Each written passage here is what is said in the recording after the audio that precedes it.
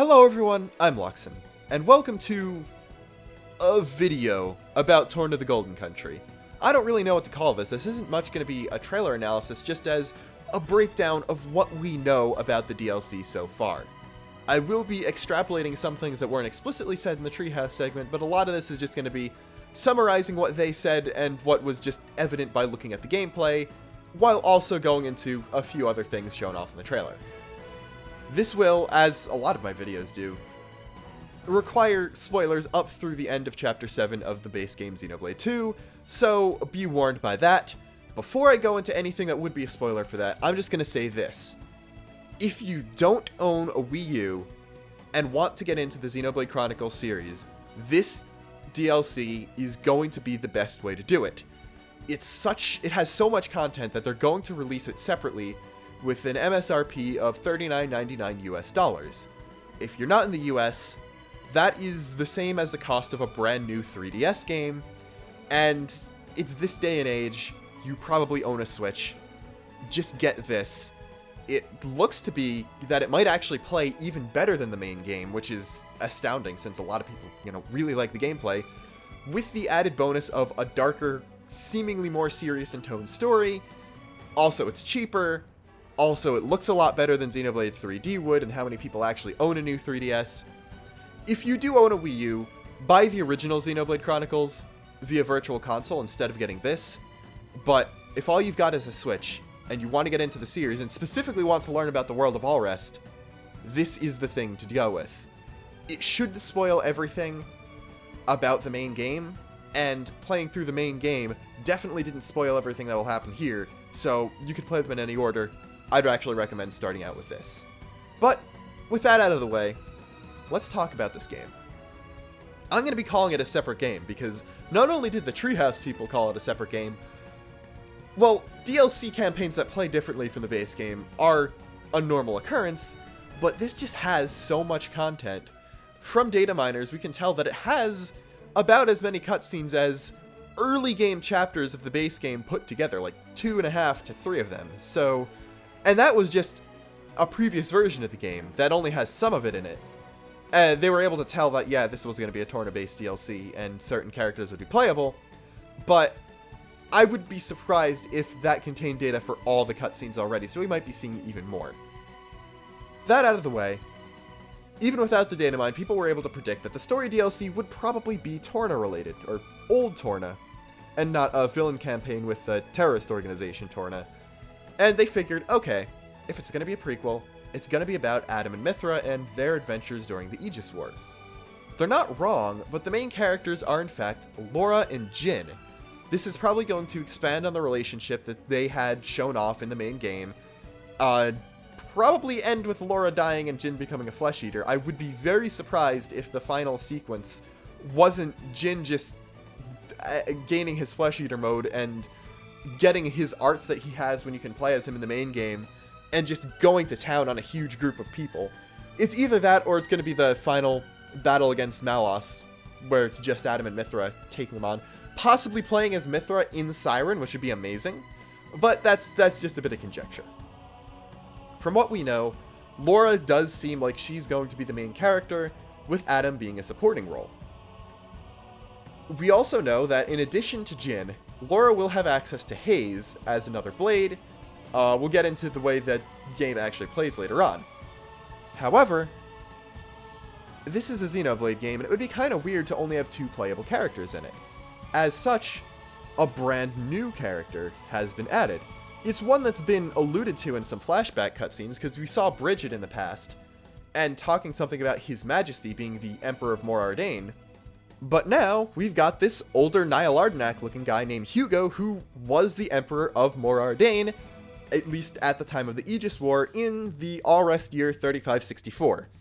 Yeah, it actually turns out that the Aegis War was 494 years before the start of the game, and not exactly 500, but I'm just going to go with 500, because if Mithra rounded, I'm going to round. Hugo will obviously have Bridget as a blade, but in a couple scenes, we also see a Gion there, Niall's blade, so it turns out that she wasn't the only one being passed down through the royal family of Mor Ardain and had been around in the Aegis War. It's explicitly stated in some optional dialogue that a lot of the other rare blades from the base game were probably around at the Aegis War and just didn't remember it, and Mythra just didn't remember being around them. So this is a really cool touch and some excellent continuity. I'm guessing that having a Gion and Bridget is going to make Hugo probably a dodge tank. Adam is most likely going to be an attacker, assuming Mythra functions basically the same as she did in the base game. A cool thing is Mythra's arts are her specials from the base game, and she does just as much damage as you'd think she would. It's pretty ridiculous. So I'm guessing Adam's going to be attack, Hugo is going to be tank, and Laura, at the very least, Laura's own arts are somewhat healing based. She has an HP potion spawning art, and one of her rear guard arts, I'll get into that in a minute, is just a full party heal, so I think that's going to be it. First time in the Xenoblade series we've had a healer be the main character. Shulk and Rex are both very much attackers. So is Elma, if you want to consider her the protagonist of X, and if you consider the Avatar the protagonist of X, there aren't really healers in X, so first time we got a healer main character, which is pretty cool. Now we get into the combat system. It's very different than it was in the base game of Xenoblade 2. Yeah, you have auto attacks that build up into arts, you can cancel, using arts builds up specials, that's all the same. But drivers and blades are a lot more equal on the battlefield this time around. There's such a thing as the front guard and the rear guard. You can switch up your formation, and the drivers can actually attack with their own weapons, they have their own arts, and you can switch the blade from back to the front, and have the blade fight on their own with their blade weapon. They'll have their own arts and specials. There's also such a thing called a switch art, where every time you switch that character into the front, they'll automatically use that art. It's basically an art where the cooldown is the same cooldown meter for switching. At the very least, Laura and Hugo have 2 blades, and there's an option to switch blades as well as switch driver and blade. Characters have 3 set arts for when they're in the vanguard, which is up front, and 3 set arts for when they're in the rear guard, which is obviously in the back. So you can't choose 3 out of 4 arts, but each character has 8 arts, including something coming back from Xenoblade 1. The talent art. A specific thing exclusive to that character that can only be used under certain conditions. So far, we've only actually explicitly seen what Laura's and Adam's do, and both of them involve losing 25% of maximum HP to do something when HP is 30% of maximum or above. We know as a fact that blades have their own talent arts, so it's not 100% sure whether or not all talent arts are the same, and it's you'll sack this amount of HP and something will happen. I could see that drivers would have that and blades would have something else. However, it is worth noting that when you switch a blade out in front, as you can very obviously see with both Mythra and Jin in the Treehouse showcase, the name above the HP bar will actually change to the name of the blade and not stay the name of the driver. Swap Jin in, it'll swap from Laura to Jin. Pretty interesting. Another thing worth noting is that having drivers and blades fight together really ups the synergy that you've got. And I'm assuming that there's going to be some sort of fast switch accessory / aux core thing, because Laura has a break. Jin's switch art is a topple. Laura's switch art is a launch. So you could have Laura break, swap to Jin to instant topple. I believe one of Adam's Vanguard arts is also a launch, so that's a pretty quick driver combo right there. It's going to be really interesting to see what they do with that and how you can work together with what I think is going to effectively be 9 playable characters. You've got Laura, Jin, Hayes, Hugo, Aegeon, Brigid, Adam, Mythra, and he's probably going to have one other blade just to keep it consistent. They might nerf Adam just by making him stick with just him and Mythra because Mythra is so good, but we also see a younger Minoth in this trailer, aka Cole. He's fighting against Malos, which is interesting because he says that his driver is a Malthus and not Adam, but I'm thinking that he will fight alongside Adam in this game, because we do see scenes of Amalthus and Malos still working together. This is before Amalthus decided to like, fight against him. Now, it might be possible that we get Amalthus as a 4th party member, and he'll use Minoth and someone else. It's obvious this is Minoth not just because of the core crystal in the face, but because his daggers that he uses in one scene are the same as the one he gives to Rex to give to Amalthus in the main story. It's just they're actually, like, lit up with energy and stuff, but he also has dual pistols or something, so he looks like he's gonna play very interestingly. Very focused on having 2 weapons, but he's got both melee and ranged. I'm gonna guess that he fights similar to Twin Rings in the Vanguard with the knives, and then in the rear guard you can't directly control him with guns, but he still does have guns. So I'm guessing either he fights alongside Adam as Adam's second blade, and then somehow Amalthus is able to steal his ability, or he pledges himself to Amalthus, or you just get Amalthus as a party member at some point, and he uses Minoth, possibly on his own, possibly with another blade. But I don't expect to get a playable Malos at any point in time. That would be a little too cool for this DLC. But bleeds have elements, obviously. Jin is relegated to not being a flesh eater, obviously, so he has different arts than the ones he did as a playable blade in the main game. Now, Mithra's specials just are her regular arts. I'm not sure what to call arts in this game, honestly. I'm just going to probably call them Vanguard arts, Rearguard arts, Switch arts, and Talon arts, because they have specific names, as opposed to Driver arts, Blade arts. And then in the previous games, they were just called Battle arts, which is a different thing entirely, and I'm kind of sidetracking myself here. But Mithra's Vanguard arts just are her specials. Jin's are not, because he's a different character with a different power level than he had in Xenoblade 2 500 years later. He's just a regular, albeit really, really strong Ice Blade, because Mithra herself comments that they're giving her and Adam a lot of trouble, which they really shouldn't for just being a regular single driver and blade pair. However, of course, he just has his own arts. They're different. They're specifically ice-based this time, which is kind of cool. He uses ice powers in cutscenes, but almost never in gameplay at any point. So we're finally getting to see him be the Ice Blade he always wanted to be, or be the Ice Blade he was in reality. Now, drivers actually have elements too. It's not shown off explicitly, and I think a lot of people are just like, okay, Laura's fire, Adam's electric, Hugo's whatever he is. I think it is specifically shown off what he is at some point. But no. In the treehouse footage, you can see that all drivers have all 3 of their accessory slots open from the beginning. They're not like drivers in the base game where you have to buy a 3rd accessory slot in New Game Plus. They just have 3 slots, and a new type of accessory is weapon accessories that will actually alter their weapon properties in some way and have specific elements assigned to them. So it's probably that they'll have 2 traditional accessories and 1 weapon accessory. That's why they have 3 slots. Blades work basically the same.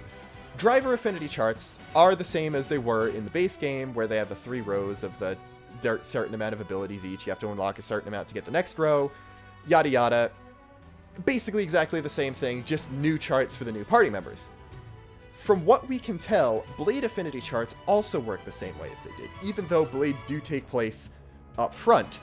It looks like things in the driver affinity chart just affect that entire driver's team, because in the party member, they're listed as Team Laura, Team Adam, whatever, as opposed to specific characters having specific things. Drivers have their own weapons, but that doesn't mean core chips and aux cores are gone. The only difference is, the blade customization menu does have another option for changing up their arts and leveling those up. Core chips are back and probably work the exact same way. Aux cores, on the other hand, no longer need refining. You could just get them, they're dropped by enemies normally, and you could probably just buy them normally too. So, that's kind of how the combat system will work. It can be seen during both trailers and treehouse footage that the driver will always start up front, from what it looks like, and will revert to that at the end of a battle, which is kind of interesting. You have to start off with the driver before you can then switch into a blade. Blades have cooldowns for both switching blades and switching into them. It looks like the talent art has a cooldown as well, so you can't just spam it, which is especially good because Laura's is just, hey, you have all your arts back. That's pretty cool. Yay! So, in order to mitigate that, talent arts have a cooldown of some sort. I don't know how that cooldown's recharged because we don't really get enough footage to tell that. It might be just by using arts. It might be just by auto-attacking. It might be by using specials, even. Because the way the talent art used to... The way the gameplay style used to work was auto-attacks are your basic attacks. You start out with your arts charged, and they have cooldowns. And then, by auto-attacking, you build up your talent art. In XC2, it's different. You auto-attack to build up arts, you use arts to build up specials. So I'm not sure how the talent art's going to fit in. It looks like it starts out fully charged every battle, and then has some sort of cooldown, be it time-based, be it using arts-based, be it auto-attack-based. Not entirely sure how that works. Another thing. Guest party members are back. These are characters that will just be traveling around in your party. They won't show up on the overworld or anything, but there's going to be a separate screen to show off that they're with you. These are another thing coming back from both 1 and X that wasn't in the base game of 2, and we can see 2 of them in the treehouse footage. The first is a younger version of Mikhail, who we've seen in flashback cutscenes in the base game, so we knew that he was around, and he was hanging out with Laura and Jin during the Aegis War. It's just cool to see him actually there. He has a portrait that was very obviously not drawn by Tetsuya Nomura. We can't see enough of it for me to be 100% sure that it was drawn by Saito, who was the main character designer, but it is worth noting that Jin uses his artwork from the main game, which was drawn by Nomura. Laura, Hayes, and Adam all very obviously were drawn by Saito, so I'm thinking that young Mikhail and Milton, who is a Gormati child who's about the same age as Mick, and is also the other guest character, I'm thinking that those 2 were also drawn by Saito. You can't really tell since you can only tell their faces, but just based on the faces, it does look like they were him. So I'm thinking that he was just main artist for the entire DLC, and any new art will just be him. As far as I can tell, there's not enough evidence to specifically say, this is all Saito, or Nomura came back and did other things, or they got other character designers to do other things like they did for the base game. I'm guessing that every new piece of art will be Saito. That's just me. We'll probably find out later on. It might have even been data mined. I'm staying very clear of the data mine for this time. But, yeah. The game also has a campsite mechanic that seems to be replacing a lot of different things. It's where you go to craft, and you can also talk to party members there, and the conversations seem to change based on who's with you. This seems to be more like Bravely Default's party chat than anything from a previous Xenoblade game, but I'm starting to think that it's going to replace Heart to Hearts, and you can just gain trust from that. With a shorter campaign, you're less likely to fully fill out a Blade's affinity chart. And we do know that Blade field skills are back at the very least. Mithra's is Power of Light as opposed to Light Mastery, which is kind of interesting, and Hayes has a brand new skill called Manipulate Ether, and the 2 of them combined can disperse ether miasmas like Rock's signature skill could in the base game. So it's very unlikely we're going to get past Rock, unfortunately. That would be kind of cool. Then we could definitely say that Rock always has been and always will be, but, you know, that might be too much to ask. So I'm starting to think that the base conversations are just going to replace Heart to Hearts. You can get trust from those, you can learn more about the characters and stuff like that. There's also crafting which takes place there. Not for aux cores, but for pouch items. And those are what you use the gathered items for, crafting pouch things. It looks like it's a UI update. The entire UI has been overhauled a little bit. Specifically the borders on the art outlines, and of course the way the Blade and Driver portraits on the left side of the screen are shown are completely different. They're in circles instead of sideways squares, or tilted squares that make them look like diamonds, but they're not. They're squares. Not that, it's circles for the drivers. It looks pretty cool, actually. Some elements of the UI are the same. The basic menu design is, there's just a different background, and a few menu options have been removed. The ones shown off in the demo are just characters, which actually gets a brand new icon that's Laura and not Rex, again showing that Laura is the main character here. Skip travel, quest log, item list, and system. The new background appears to be this weird dragon-shaped Titan, which I'm thinking is just going to be the Torna Titan. And there's a 6th option that is blocked off. I think that might be the Blades menu. You might be able to awaken common blades here. I'm not 100% sure on that. I wouldn't really guess so, and it's more just based on using the characters you're given, but if you can awaken commons, that's probably where it is. I doubt it would be Merc Group, since there's not really an equivalent. Maybe you get command of the actual Tornan army later on, just being, oh, Adam is the hero, he's the leader of Torna, so you can send the actual army on different missions and stuff to stop what Malos and his artifices are doing. So that's also a possibility. But it's blocked off for now. It's not available at the beginning of the DLC. I'm sure that it's most likely to be something being carried over from the base game. I don't see them adding some completely new mechanic for that. But there are two new things when it comes to the crafting items. First off, collection points actually display what type of collection it is, and therefore what you're going to get out of it, and probably what kind of field skill will be useful for it. I'm not sure if collection point field skills are coming back. That would actually point to common blades coming, because off the top of... Bridget has mineralogy, and I think Aegeon has something too. I know Mithra doesn't. Jin might. Hayes might. So it's possible that you'll get one field skill for all of the different things that you're going to get, so you can get more items per point. But another thing is, there's another class of collectibles, which are monster drops, which, again, that was a thing in 1 and X, where enemies would actually drop materials from them and not just money and specific, like, weapons and items and that kind of thing. So you can get those. It's shown you get Balufu Beast Meat is the drop from, like, the first enemy in the DLC, which is there. You can use it to craft stuff. It makes sense because what we know, we only know 2 characters' abilities. Jin's is cooking, where you can make food of some sort. There's a huge list of stuff. I don't remember off the top of my head if any of it's new. But we also know that Laura makes charms. I'm not sure. Charms might be a new class of pouch item, or it's just, oh, it's just condensing different things, like board games and a couple other things are considered charms, and that's a thing. I'm guessing they might simplify it to be like food, charms, recreation, and it's like talisman type things for the charms.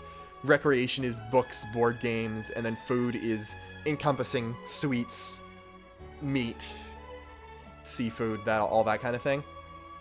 But again, that remains to be seen.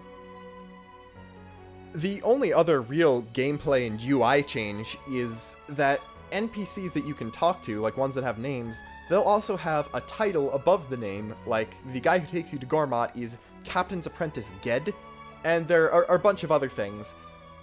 That, and the collection points telling you what type of collectible you get from it, that I want them to patch into the main game at some point, because that would just be really cool. Next, we go on to the presentation. Obviously, it's going to be the same visual-wise, and a lot of character models are being reused. Every blade who comes back, or not really who comes back, but who's still there, who's still present in the future, uses their same model. Mithra looks the same. Interestingly, Adam and Laura got new models. Adam's original model just didn't have his head detailed enough for him to take the hood off like he does when you play as him, or just kind of in general in this story, so they obviously needed to remake one. Laura's, I think, is actually different so that you can't see up her skirt, because her fighting style is a lot of hand-to-hand martial arts, and she pulls out a whip for a couple of her arts, and I think some of her rearguard arts specifically. She only uses it in like 1 or 2 vanguard arts and her specials, but her auto attacks are all physical, and I think her third attack is like a big kick where she leans backwards, and I guess of all the characters, they didn't want you looking up Laura's skirt, so they just changed her model so you couldn't actually see anything there. Ironically enough, it was data mined that her model in the base game does have a lot modeled underneath there. Not going to go into details with that, but they seem to remove that because you can't see anything this time. But music-wise, I talked about how Torna obviously has its own theme, but there is new music coming in too. Gormott has what appears to be an arrangement of its original theme, and I'm assuming it's got day and night versions as well. I actually kind of wanted to hear an exclusively a cappella version of it, and it obviously sounds like this version is not going to be a cappella because I can hear different instruments in there, but it's probably still going to be good. I really like Gormot's theme. And there's also a new regular battle theme that you can't hear very well in the demo, but they specifically said that it's jazz.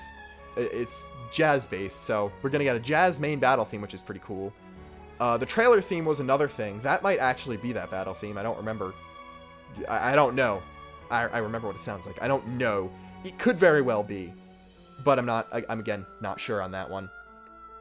There are a couple returning battle themes. One of the boss themes is used for the fight against Malos's Gargoyle, and the driver battle theme is actually used for an early game fight against Adam and Mithra, where you take them on and then they join the party. So we're definitely going to see some reused music, which is okay. They do fight and die to a unique monster at the end of the Treehouse demo, but I can't tell what the battle theme is. I wouldn't be surprised if they used a new battle theme, but I also wouldn't be surprised if they brought back one of the old ones. Either or works, I just can't tell which one they went with. With Gormott, again, this is probably going to be the last thing. Returning Titans will have different layouts because it's the past. Gormott is different because Torragoth doesn't exist at all. You could see that portion of the map. It's just green. There is no settlement there. This is, I guess, back in the era of Gormott's history where it was just different tribes of Gormati before they came together and formed a nation. We might actually see them allying and forming a nation as part of the story, but the area around Lasham Island in Gormott, which is a somewhat prominent area in the base game, that now houses basically an airport for Titan ships, and that's how the party members get there, at least the first time.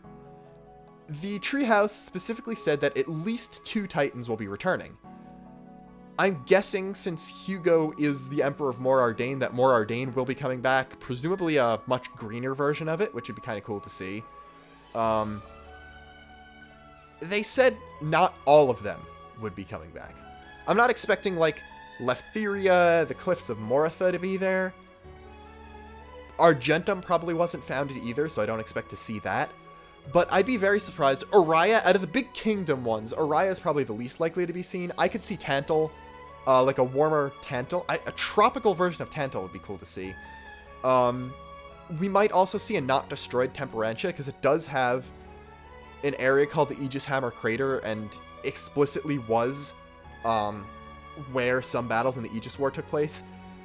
Plus, additionally, a lot of Temperantia stuff. It's where Judicium was located, and Judicium was kind of important. It was another nation destroyed. I'm assuming we're also going to see the 3rd Titan that was sunk as part of the war. Indal might also be coming back, as the Praetor is mentioned in the trailer. I could see Torna is obviously going to be sunk as part of the story, and one of the 3 Titans was already destroyed, so I'm guessing we'll also go to the 3rd one and it will be destroyed as part of the story. They might Indal that, where it's an important area with stuff that gets destroyed partway through the story. I could see them doing that. But as for other story predictions, we do see that Malos has an army of artifices. They're smaller ones called gargoyles, which they look really cool. They were actually in the art book and not used in the base game, which is kind of interesting. It doesn't look like they planned this DLC before the base game, because they're adding a lot of quality of life improvements that were clearly based on feedback from people who played the original, the base game. So I don't think they planned on... Well, they knew they were going to make an expansion. I don't know if they planned that far ahead. I think that they planned on using gargoyles, possibly instead of the blade bots at one point in the story, and they just had the concept art, and they were like, okay, Malos is going to use gargoyles in the past. So that's actually the first boss, is a level 8 gargoyle. It's weak to light, like anything of Malos's you'd expect would be. I'm guessing that they're going to become regular enemies at some point, because he has a huge army of them at once. If we don't get a Jin sequence of him becoming a flesh eater and just murdering everything, I am expecting a sequence where you're expected to be using Adam and Mithra and just murder a ton of gargoyles. We also see Malos's main artifice. He has access to a black siren, and there's a fight between that and Mithra's. I think someone actually mentioned at some point that the sirens seem to be in better condition, like they're not missing parts.